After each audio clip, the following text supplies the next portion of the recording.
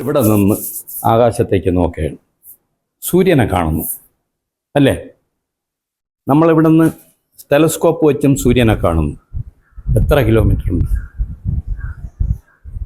സൂര്യനും ഇവിടെ ഇരിക്കുന്ന എൻ്റെ സാറും തമ്മിൽ എത്ര കിലോമീറ്റർ ദൂരത്തിലാണ് നിൽക്കുന്നത് പറയാമോ? പ്രകാശവർഷത്തിൽ 16,000 കിലോമീറ്റർ അകലെയാണ്, പ്രകാശവർഷം അകലെയാണ്. എങ്ങനെ കാണുന്നു?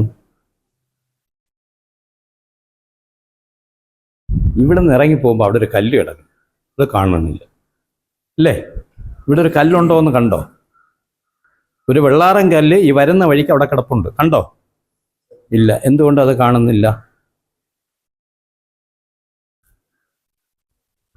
അവിടെയാണ് നമ്മുടെ സയൻസ്, ശാസ്ത്രം അല്ലേ?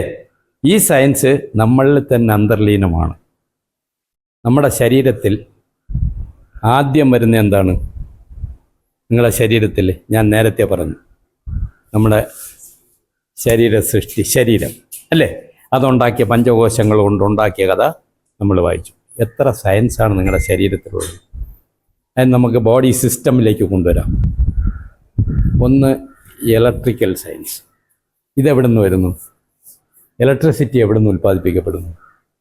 ശരീരത്തിൽ ഇലക്ട്രിസിറ്റി വേണ്ടേ? ഇല്ലെങ്കിൽ കണ്ണ് പ്രവർത്തിക്കില്ലല്ലോ, തലച്ചോറ് പ്രവർത്തിക്കില്ലല്ലോ. ഈ ഇലക്ട്രിസിറ്റി എവിടെ നിന്ന് വരുന്നു? ഇന്ന് വരെ ചിന്തിച്ചോ? എവിടെ നിന്നാണ് വരുന്നത്? സാറിൻ്റെ ശരീരത്തിൽ ഇലക്ട്രിസിറ്റി ഉണ്ട്, വേണമെങ്കിൽ വെച്ച് നോക്കിയാൽ ബൾബ് കത്തും ഇല്ലേ? അപ്പോൾ ശരീരത്തിൽ ഇതുണ്ട്. ഇതെവിടുന്ന് വരും? നിങ്ങളൊക്കെ ചിലപ്പോൾ എവിടെയെങ്കിലും ചെല്ലുമ്പോഴത്തേക്ക് ശരീരത്തിൽ എർത്തില്ലാതെ നിന്ന് ബൾബ് കയ്യിൽ വെച്ച് ആളുകൾ കത്തിക്കുന്നു കാണിച്ചു ഇല്ലേ? അത് നമ്മൾ ബോഡിയുടെ എനർജിയാണ്. 3 തരത്തിൽ എനർജി ഉണ്ടാവും. ഈ എനർജി ഉൽപ്പാദിപ്പിക്കുന്നതിൻ്റെ അവയവങ്ങൾ ഏതൊക്കെയാണ്? ലങ്സും ഹാർട്ടുമാണ്. മനസ്സിലായില്ല? അപ്പോൾ തലച്ചോറെന്ന് പറയുന്നത് മാസ്റ്റർ കമ്പ്യൂട്ടർ, ആ കമ്പ്യൂട്ടറിലേക്കുള്ള ഇതിൻ്റെ സോഫ്റ്റ്വെയർ എന്ന് പറയുന്നത് മനസ്സ് അല്ലേ? അന്തരീക്ഷത്തിൽ നിന്ന് ശ്വാസം നിങ്ങൾ ഉള്ളിലെടുക്കുന്നു, നമ്മളിപ്പോൾ ശ്വസിച്ചു. ആ ശ്വാസം ഉള്ളിലേക്ക് എടുത്താൽ ഈ ശ്വാസം എങ്ങനെയാണ് കൺവെർട്ട് ചെയ്ത് ഇലക്ട്രിസിറ്റി ആയിട്ട് മാറുന്നത്? അത് വിൻഡ് എനർജി ആയിട്ട് മാറും. എപ്പോഴാണ്? ശ്വാസകോശത്തിനകത്ത് ചെന്ന് അവിടെ നിന്ന് അത് വലിച്ചെടുത്ത് ഓക്സിജനായിട്ട് വലിച്ചെടുത്ത് ശരീരത്തിൽ അത് എനർജി ആയിട്ട് എവിടെ കൊടുക്കും? ഈ എനർജി എവിടെയാണ് കൊടുക്കുന്നത്? ഹാർട്ടിൽ നിന്ന് ബ്രെയിനിലേക്കല്ല പോകണം. ആദ്യം പോണത് കിഡ്നിയിലേക്ക്, കിഡ്നിയിൽ നിന്നാണ് ബ്രെയിനിലേക്ക് പോകുന്നത്. അപ്പം എല്ലാ എനർജിയുടെയും മാനിഫെസ്റ്റേഷൻ നടത്തുന്നത് ആരാണ്? കിഡ്നിയാണ്. അപ്പോൾ ആ കിഡ്നിയുടെ പ്രഭാവത്തെക്കുറിച്ച് പഠിക്കണ്ടേ? അത് എക്സ്ക്രീറ്ററി സിസ്റ്റമാണ്.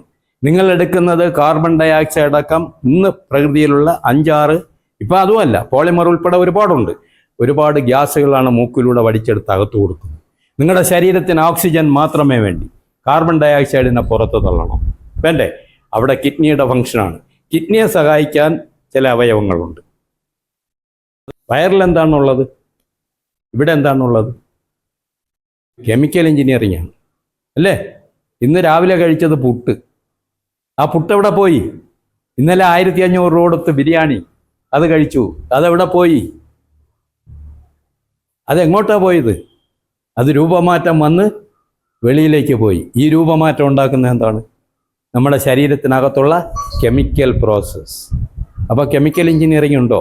അതിൻ്റെ പ്രധാന ആളുകൾ ആരൊക്കെയാണ്? വയറാണ്. വയറിനകത്തുനിന്ന് എന്തുണ്ട്? അവിടെ നിന്ന് ദഹിക്കപ്പെടും അല്ലേ?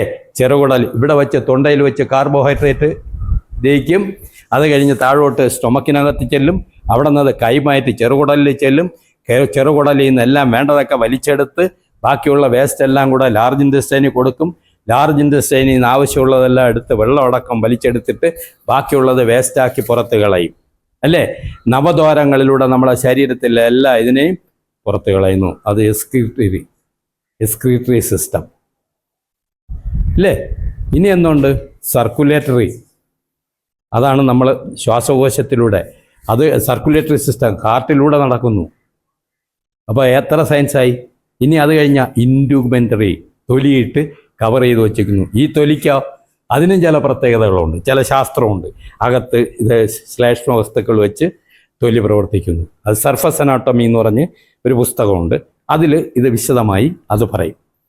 അപ്പോൾ തൊലി പിന്നെ എന്താ ഏറ്റവും പ്രധാനം എന്താണ്? നിങ്ങൾക്ക് ന്യൂക്ലിയർ എഞ്ചിനീയറിംഗ് ഉണ്ട്. അതെവിടെയാണ്? ന്യൂക്ലിയർ എഞ്ചിനീയറിംഗ് എവിടെയാണ് നിങ്ങളുടെ ശരീരത്തിൽ ഇരിക്കുന്നത്? കോശങ്ങളാണ്. ആ കോശങ്ങളിൽ എന്ത് സംഭവിക്കുന്നു? ഓരോ മൈക്രോ സെക്കൻഡിലും അത് സ്പ്ലിറ്റ് ചെയ്തുകൊണ്ടിരിക്കുകയാണ്. അവിടെ എന്ത് ചെയ്യുന്നു? വിഘടനവും കൂടിച്ചേരലും, അല്ലേ? അങ്ങനെ ആ കൂടിച്ചേരുമ്പോൾ, വിഘടിക്കുമ്പോൾ എന്തുണ്ടാകുന്നു? ഒരു ഹർഷണം ഉണ്ടാകുന്നു. ആ ഹർഷണത്തിൽ നിന്ന് എന്തുണ്ടാകുന്നു? എനർജി ഉണ്ടാകുന്നു. Nuclear process, quantum theory. നോക്കൂ, അല്ലേ? ഇതെവിടെ നിന്ന് കിട്ടുന്നു? സെല്ല് എവിടെ നിന്ന് കിട്ടുന്നു? ഒരു സെല്ല് വരണ്ടേ ആദ്യം. ആ ഒരു സെല്ല് എവിടെ നിന്ന് കിട്ടുന്നു? അച്ഛനും അമ്മയും, 2 സെല്ലുകൾ, ഒരു ബീജവും ഒരു അണ്ഡവും കൂടിച്ചേർന്നപ്പോൾ എന്ത് സംഭവിച്ചു? ഒരു പുതിയതുണ്ടായി. അപ്പോൾ 1 1 2 3 3 അതിൽ കൂടുതലോ ആകാം. അതിനാണ് നമ്മൾ ഹോളിസ്റ്റിക് കാഴ്ചപ്പാടെന്ന് പറയുന്നത്. മനസ്സിലായില്ലേ? 2 വസ്തുക്കൾ കൂടിച്ചേരുമ്പോൾ 2 അതിലധികമോ വസ്തുക്കൾ കൂടിച്ചേരാം. 1 ആവാം. ഓക്സിജനും ഹൈഡ്രജനും കൂടി ചേർന്നപ്പോൾ ഒരു വസ്തു ഉണ്ടായി. 2 ഭ്രൂണവും അണ്ഡവും കൂടി ചേർന്നപ്പോൾ ഒരു വസ്തു ഉണ്ടായി. ഈ വസ്തു എന്ത് ചെയ്യുന്നു? അതിലെ കോശങ്ങൾ വീണ്ടും വീണ്ടും സ്പ്ലിറ്റ് ചെയ്ത് ഒരുപാടായി മാറുന്നു. കോശം തിയറി. മനസ്സിലായില്ല? ജ്യോതിഷ ശാസ്ത്രത്തിൽ ഇതിന് കൊടുത്തിട്ടുള്ള പേര് ശരീരമെന്നല്ല, പിണ്ടാണ്ഡം. പിണ്ടാണ്ഡം എന്തിൻ്റെ ഭാഗമാണ്? ബ്രഹ്മാണ്ഡത്തിൻ്റെ ഭാഗമാണ്. ബ്രഹ്മാണ്ഡം എവിടെയുണ്ട്? ബ്രഹ്മാണ്ഡം? ഞാൻ നേരത്തെ പറഞ്ഞു സൂര്യനെ കണ്ടത്, ഇല്ലേ? ആ ബ്രഹ്മാണ്ഡം എവിടെ ഉണ്ട്? ബ്രഹ്മാണ്ഡം ഈ പ്രപഞ്ചത്തിനും അപ്പുറത്തുണ്ട്. ഇത് കണ്ടുപിടിക്കാനുള്ള വഴി വല്ലതും ആശാന്മാർ പറഞ്ഞു തന്നിട്ടുണ്ടോ? ഉണ്ടോ? ഭഗവത്ഗീത വായിക്കുന്നവർ എത്ര പേരുണ്ട്? വായിച്ചവർ, അല്ലെങ്കിൽ വായിക്കാൻ വരും. ഇപ്പോൾ അമ്പലങ്ങളിലെല്ലാം രാവിലെ ഞാൻ പോകുന്നിടത്തെല്ലാം ആളുകൾ ഇങ്ങനെ നിലവിളിക്കുകയാണ്. എന്താ പ്രയോജനം? അതിൽ പറഞ്ഞിട്ടുള്ള മനസ്സിലാക്കണ്ടേ? 10-ാം അധ്യായവും 11-ാം അധ്യായവും വായിക്കണം. ഭഗവത്ഗീതയിൽ, അതായത് ഭാരതത്തിൽ നിന്ന് 24-ാം അധ്യായം മുതൽ 42-ാം അധ്യായം വരെ അടർത്തിയെടുത്തുണ്ടായതാണ് ഭഗവത്ഗീത. അത് താത്വിക ഗ്രന്ഥമാണ്. മറ്റത് എപ്പിക്സ് ആണ്. മനസ്സിലായല്ലോ? പുരാണമാണ്. ഇതല്ല. ഇത് ഇന്ന് ലോകത്തിലുള്ള മുഴുവൻ തത്വജ്ഞാനികളെയും ഇരുത്തി ചിന്തിപ്പിക്കുന്ന വസ്തുവാണ് ഭഗവത്ഗീത. ആ ഭഗവത്ഗീതയിലെ 6 അധ്യായങ്ങൾ, ആദ്യത്തെ 6 അധ്യായങ്ങൾ രാജയോഗമാണ്. ആ രാജയോഗ പഠനം നിങ്ങൾ നടത്തണം. മനസ്സിലായല്ലോ? ആ രാജയോഗ പഠനം നടത്തിക്കഴിഞ്ഞാൽ രണ്ടാമത്തത് കർമ്മയോഗമാണ്. കർമ്മയോഗം എന്ന് പറയുന്നത്, നിങ്ങളൊരു മനുഷ്യനാണെങ്കിൽ ഈ പ്രകൃതിയിൽ ജനിച്ചുകൊണ്ട് നിങ്ങൾ എന്തെല്ലാം പ്രവർത്തനങ്ങൾ നടത്തണമെന്ന് ആര് പറയുന്നു? അവതാര പുരുഷനായ ശ്രീകൃഷ്ണൻ പറയുന്നു. ആരോട് പറയുന്നു? അർജുനോട് പറയുന്നു. എന്ന് ആര് പറഞ്ഞു? വ്യാസൻ പറഞ്ഞു. ആരോട് പറഞ്ഞു? ഒന്ന് ശ്രദ്ധിക്കൂ. ആരോട് പറഞ്ഞു? ധൃതരാഷ്ട്രോട്, അല്ലേ? ആ 6 എന്താണ്? കർമ്മയോഗമാണ്. പിന്നെയുള്ള 6 യോഗം ഭക്തിയോഗമാണ്. ആ ഭക്തിയോഗത്തിൽ എന്താണ് പറയണത്? നീ എങ്ങനെ ഞാനായി? അഹം ബ്രഹ്മാസ്മി, അല്ലേ? അയമരമ്മ ആത്മാ എന്ന് പറഞ്ഞതാരാണ്? ശ്രീകൃഷ്ണൻ. നീ എങ്ങനെയാണ്? 3. അപ്പം അതിനെ വേദങ്ങൾ വേർതിരിച്ച് വേദങ്ങളുടെ മഹാവാക്യങ്ങളായി അത് ഉണ്ടോ? നമുക്ക് സമയമില്ലാത്തതുകൊണ്ട് ഞാൻ അവിടെ ചുരുക്കുകയാണ്. പക്ഷെ അതിൽ 10ഉം 11ഉം അധ്യായങ്ങൾ നിങ്ങൾ വായിക്കണം.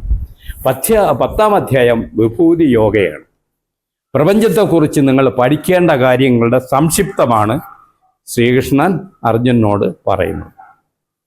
മനസ്സിലായല്ലോ? ആ സംക്ഷിപ്തത്തിൽ നിങ്ങൾ ലോകകാര്യങ്ങൾ മനസ്സിലാക്കണമെങ്കിൽ എന്തെല്ലാം ചെയ്യണം? അതിനാണ് വിഭൂതി യോഗ. 12ാം അധ്യായം എന്താണ്? വിഭൂതി യോഗ ശ്രദ്ധിച്ച ഒരാളിന് 11ാം അധ്യായം എന്ത് കണ്ടെത്താൻ കഴിയും? അപ്പൊ കർമ്മയോഗം 12 വരെയാണ്, 10ഉം 11ഉമാണ്. കർമ്മയോഗത്തിൽ തന്നെ നീ എന്ത് ചെയ്യണം? ബ്രഹ്മാണ്ടത്തെ അറിഞ്ഞിരിക്കണം. ബ്രഹ്മാണ്ടം എവിടെയാണ്? അത് വിരാടമാണ്, അല്ലേ? അപ്പോൾ വിഭൂതി യോഗ ദർശനത്തിലൂടെ ശ്രീകൃഷ്ണൻ അദ്ദേഹത്തിൻ്റെ ഈ പ്രപഞ്ചം മുഴുവൻ അർജുനന് കാണിച്ചു കൊടുക്കുകയാണ്.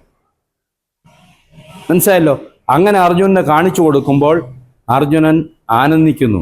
കാരണം എന്താണ്? വളരെ പ്രകാശമാനമായ നക്ഷത്രങ്ങൾ, സൂര്യൻ, ചന്ദ്രൻ, ഗ്രഹങ്ങൾ,